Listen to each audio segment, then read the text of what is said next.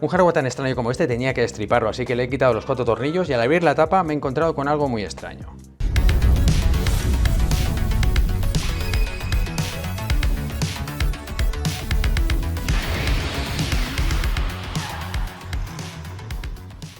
Muy buenas viejuners, bienvenidos a mi canal. Amiguitos, hoy os traigo lo ultimísimo de Anbernic, la Win600, una consola en la cual os hablé en un vídeo avisándoos que iban a venir pues nuevas consolas chinas intentando competir con Steam Deck. Y en el vídeo de hoy vamos a ver a Win600, que me la han hecho llegar la gente de Anbernic, y vamos a ver hasta dónde puede llegar y vamos a ver si es una Steam Deck en toda regla o se queda en la S de Steam Deck. Venga viejuners, vamos para allá. Como veis, el packaging de esta consola es totalmente diferente al de otras consolas de Anbernic. Aquí se han venido arriba otra vez, como ya pasó con el último modelo que os traje. Es un packaging muy inspirado en el que hace la gente de GPD. Es súper minimalista, lleva aquí el logo en plateado. Por aquí lleva una pegatina que pone 3050, 8 GB y 256 GB de almacenamiento interno. Y nada, vamos a ver qué lleva. No lleva nada más, en ningún lado de la caja lleva ninguna inscripción. Por aquí vemos una caja negra que incluye pues algún accesorio de la consola. Como podéis ver, lleva una especie de huevera de plástico negra que huele raro, como ya pasaba con la otra consola que os enseñé. Aquí lleva el alimentador de corriente, que es de 45 vatios, permite carga rápida. Y aquí lleva pues un cable USB tipo C que es de un grosor bastante interesante.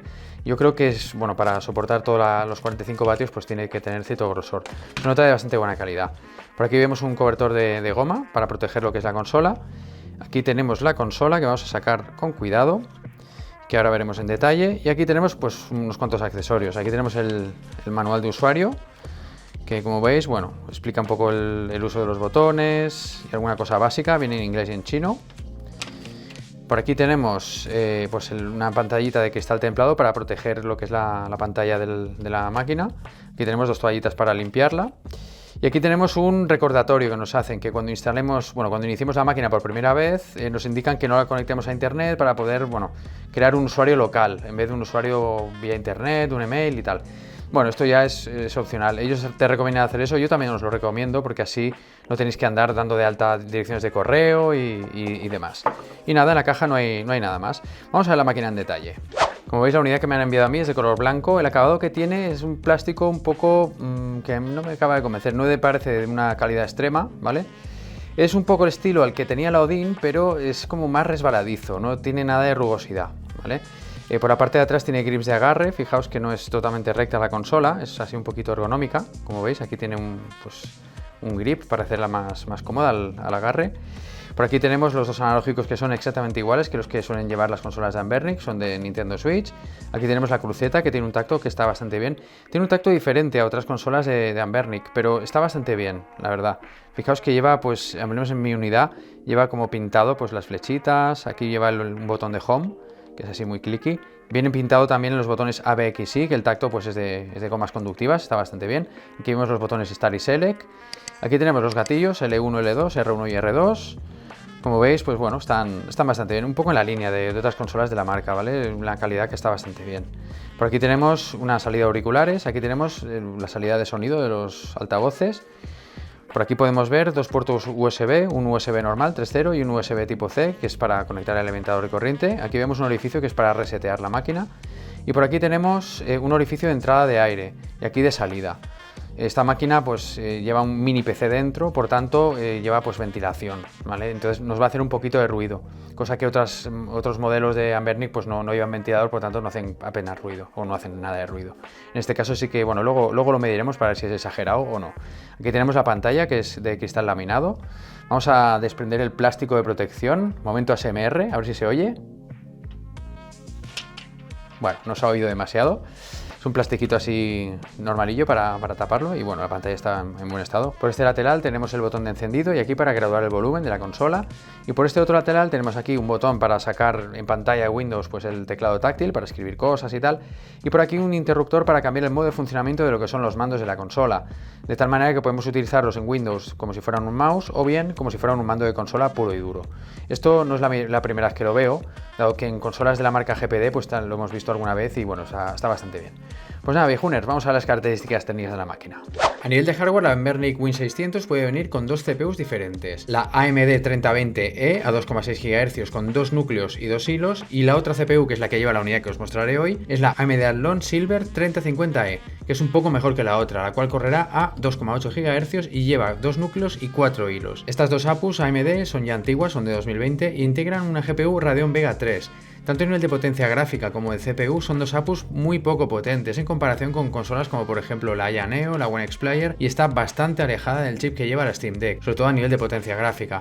Veremos hasta dónde puede llegar en juegos. Tiene una pantalla multitáctil de 5,9 pulgadas IPS con cristal laminado, la cual alcanza una resolución de 1280 x 720, por lo que tiene un aspect ratio 16:9. Lleva 8 GB de memoria RAM compartida con la gráfica, aunque esta cantidad se podría ampliar, pero ojo, lleva un solo DIMM, por lo que no es dual channel y esto penalizará el rendimiento de la GPU integrada que lleva. Como almacenamiento interno lleva una unidad SSD M.2 de 256 GB que también es ampliable si destripamos al paciente. Luego lo veremos. Lleva Wi-Fi 5, Bluetooth 4.2, un puerto USB-C y un puerto USB 3.0. Lleva además dos baterías de 4500 mAh con carga rápida, la cual nos dará una duración de entre 2 y 5 horas dependiendo de lo que estemos haciendo en la máquina. Lleva de serie instalado Windows 10 y además se le puede instalar SteamOS. De hecho se puede hacer dual boot, es decir, tener Windows y SteamOS a la vez. Todo esto en la web de Anbernic explican paso a paso cómo hacerlo. Un hardware tan extraño como este tenía que destriparlo, así que le he quitado los 4 tornillos y al abrir la tapa me he encontrado con algo muy extraño. Fijaos, tenemos aquí pues una lámina de cobre adhesivo pegado aquí que está en la zona de la batería. Entiendo que será por temas de calentamiento, por si se calienta la batería para refrescarla un poco, vete a saber. Apantallamiento electromagnético no creo que sea, porque en máquinas como esta entiendo que ya no hace falta. Las máquinas antiguas de antaño sí que llevaban cosas así. Para abrirla, bueno, aparte de los tornillos hay que sacarla con cuidado porque tiene pestañas de plástico para no estropearlas. No ha sido del todo fácil, es decir, cuesta un poquillo, y de hecho si esta máquina la queréis ampliar, cambiarle el disco de almacenamiento o la memoria RAM, claro, tendréis que hacer esto, sacar los 4 tornillos y sacar la carcasa con cuidado. Y nada, aquí tenemos lo que son las tripas. Por aquí tenemos la CPU que lleva este disipador, por aquí entra el aire y lo sacaría pues por estos orificios que hay por aquí, esta rejilla. Aquí vemos los gatillos que tienen una goma conductiva, como veis, es lo que hace contacto. Por aquí tenemos los analógicos por detrás, aquí tenemos la batería y aquí tenemos el disco SSD. Es un M.2 que, bueno, si queremos cambiarlo pues bastaría con sacar el tornillo, conseguir otro de más tamaño y ponérselo. Y nada, aquí tenemos la máquina. A ver, esta máquina según Anbernic es ampliable, es decir, podemos cambiarle el disco interno y la memoria RAM. Pero hay una cosa que no me acaba de convencer, al no llevar dos módulos de memoria RAM no tiene dual channel, entonces la APU, la gráfica que lleva integrada, pues no va a rendir tan bien como podría llegar a rendir. Así que aquí yo creo que esto es un fallito, ¿vale? O sea, ya de por sí la máquina no es muy potente, pero claro, si le damos single channel en memoria RAM, pues claro, nos rendirá lo que debería. A modo de curiosidad la he colocado al lado de otras consolas que tengo por aquí, para ver un poco el tamaño, etcétera. Y como veis, las longitudes, pues bueno, son muy parecidas a las de una Nintendo Switch clásica de toda la vida. Fijaos que a nivel de longitud pues es muy parecida. A nivel de grosor sí que es verdad que la Switch es mucho más delgadita y esta es mucho más ergonómica por los grips de agarre que tiene, etcétera. Si la comparamos con la 552 y con la 503, como veis, pues bueno, no hay color, son bastante más pequeñas todas estas consolas. Digamos que esta es la Anbernic más grande a día de hoy. Una cosa que me ha parecido curiosa es comparar lo que es el acabado del plástico de la pintura.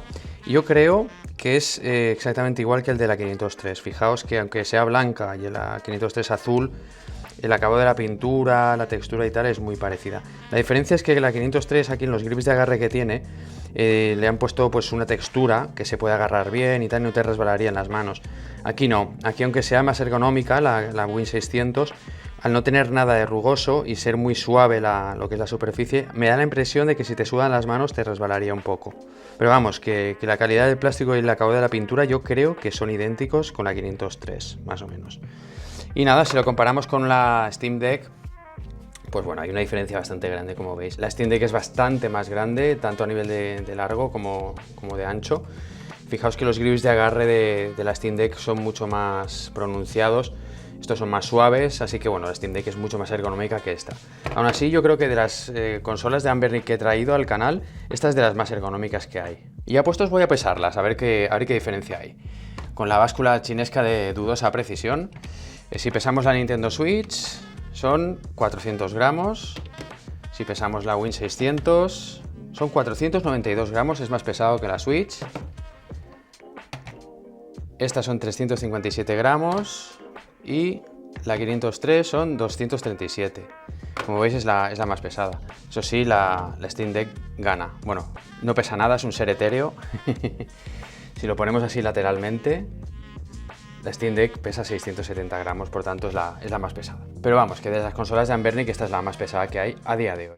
La consola de fábrica viene con Windows instalado y lleva la aplicación de Steam ya preinstalada. Con el hardware que tiene esta consola podremos navegar y ver vídeos sin ningún tipo de problema de una manera más que decente, aunque no podemos decir que su rendimiento sea como el de una APU Ryzen 5800 o 5900, pero vamos, que es suficiente para hacer cosas básicas. He probado también conectarla a internet desde mi hub USB que lleva Ethernet y me ha ido perfecto, sin ningún tipo de problema, lo he conectado al puerto USB 3.0 y como siempre hago con estas máquinas le he pasado unos cuantos tests sintéticos para situarnos a nivel de rendimiento y ver dónde estamos con esta máquina. Con Cinebench R15 nos ha dado 282 puntos, una puntuación bajísima si la comparamos con otros PCs consolidados que os he traído al canal. Está claro que la CPU no puede competir con las consolas Windows que hemos visto hasta ahora. Lo mismo me ha pasado con todas las versiones de Cinebench que he probado. Está claro que esta consola no está orientada a competir con la gama top de estas máquinas a nivel de rendimiento. Probando con test de rendimiento 3D, con 3D Mark, tenemos resultados parecidos en todos los tests. Está muy por debajo del primer modelo de la Aya Neo que os mostré en el canal, que llevaba una APU Ryzen 5 4500U, cuya GPU era una Radeon Vega 6. Como veis está por debajo de todas las consolas de este estilo. Probemos con juegos a ver qué se puede hacer. Probando con juegos en la nube usando Wi-Fi el resultado ha sido correcto, probando con GeForce Now. Cosa normal, dado que los juegos no los ejecuta en este caso la máquina, los ejecuta la infraestructura de Nvidia. Pero vamos, que es normal dado que casi cualquier dispositivo puede hacer este tipo de cosas. Así que lo interesante es ver hasta dónde pueden llegar los juegos de PC. Y en este caso he probado de menos a más. He comenzado por juegos que requieren pocos recursos, como por ejemplo Dead Cells, y como veis va a una tasa de frames espectacular. He probado también otro juego similar, el Ori, y más de lo mismo, un rendimiento perfecto, 60 FPS sostenidos en todo momento. Como veis es una máquina poco potente que es suficiente para algunos juegos poco demandantes. He probado también el maravilloso Streets of Rage 4 y como no podía ser de otra manera el rendimiento es perfecto. Y aquí creo que merece la pena hacer mención de la calidad de los altavoces, están bastante bien.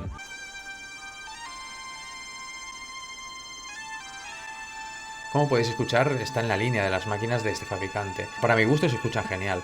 Aparte de este Street of Rage 4 he probado otros juegos similares, como por ejemplo el nuevo de las Tortugas Ninja y más de lo mismo. Se juega genial y he de decir que esta consola está bien a nivel de ergonomía, pero si usáis mucho los analógicos, la verdad es que prefiero la estructura de la Steam Deck, la posición es más cómoda para las muñecas. Después de estas pruebas he subido un poco el listón y he probado juegos antiguos que tengo en Steam que tienen más carga gráfica, como por ejemplo el Fallout New Vegas, a 720p en calidad media es bastante disfrutable, va muy fluido la mayor parte del tiempo, aunque tiene alguna caída cuando tenemos combates.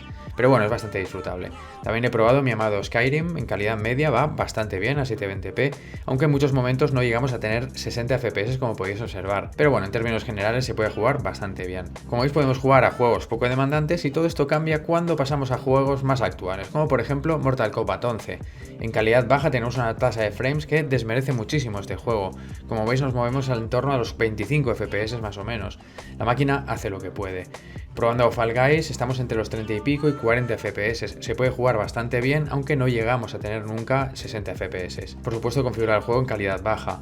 Con GTA V a 720p en calidad normal tenemos una tasa de frames sobre los 30 FPS, aunque a veces baja a los 15. Un rendimiento que está muy por debajo de todas las consolas de este tipo que he traído al canal, las cuales movían el juego bastante mejor. Y llegados a este punto, ¿puede esta consola con Crysis? Pues bueno, puede ejecutarlo, pero a una tasa de frames bastante baja, aunque hay que decir que no se observan fallos gráficos como en otras máquinas con poca potencia que hemos visto con anterioridad. Está claro que en Windows con juegos poco demandantes esta consola va perfecta, pero con juegos que piden algo de máquina, tanto la CPU como la GPU se quedan cortas, pero no se vayan todavía, aún hay más. Dado que con juegos de PC estamos un poco limitados, como hemos visto a nivel de hardware, esta consola puede ser interesante para emulación retro, así que he probado por ejemplo Dreamcast a 720p, como veis rinde perfectamente, va muy bien con Dead or Alive 2. He probado también Citra, el emulador de Nintendo 3DS, y como veis con este juego de Mario rinde bastante mal, pero ojo porque todavía tengo que cacharrear y probar alguna cosilla, así que igual podemos mejorarlo. Con PSP podemos ejecutar la mayoría de juegos a 3 veces la resolución nativa de dicha consola. He probado también GameCube y podemos mover bastantes juegos bastante bien, aunque no todos los de la plataforma. Y con PlayStation 2, este juego que se le atascaba a la consola Adin, en este caso parece ir un poco peor. Pero para no alargar más este vídeo, creo que lo mejor es que le dedique un vídeo exclusivo a los test de emulación con esta consola. Así que ya sabéis, si le dais al botón de like de este vídeo el suficiente número de veces para que se perfore vuestro mouse y la mesa que hay debajo, en pocos días os publicaré un vídeo analizando en profundidad si esta consola nos sirve como monstruo de emulación o no. Así que ya sabéis, a perforar la mesa.